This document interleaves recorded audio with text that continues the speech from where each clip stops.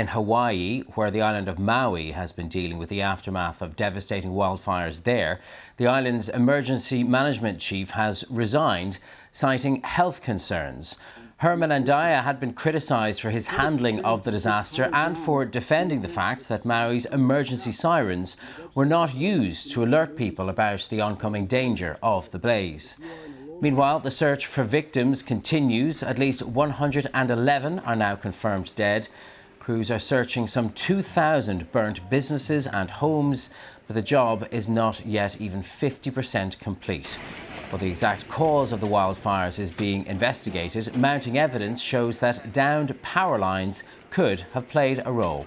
John Sudworth reports from Maui. Maui's fight continues. This pilot hovering above a swimming pool, now being used to douse the flames further down the hill. These homes, some distance from the destroyed coastal town of Lahaina, are in the centre of the island, where last week, just before the fires, the cameras at this bird sanctuary captured a bright flash. Staff believe it's a tree falling on a power line. Shortly afterwards, flames can be seen in the forest. Ross Hart saw something similar before his home burned down. We could hear some trees falling here and there at the distance, and one big one fell here on the bridge, and it knocked over the power lines. And then you saw the house, but you could see it burn. I saw it begin to burn, and they wouldn't let me stay to watch it. They're dragging me out because the embers were starting to come over my truck and stuff.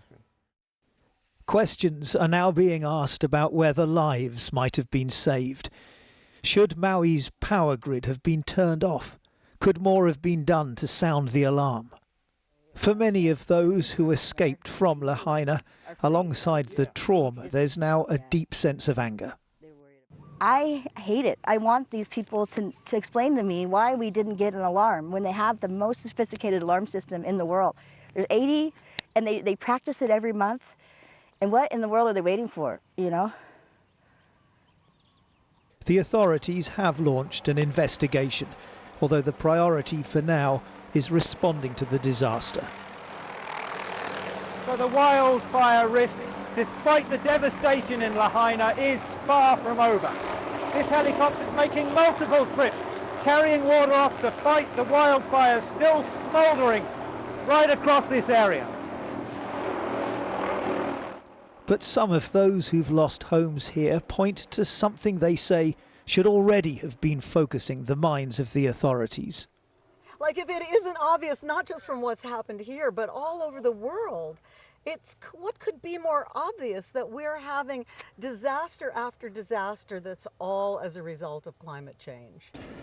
With more bodies yet to be recovered, this is already America's most lethal wildfire in more than a century.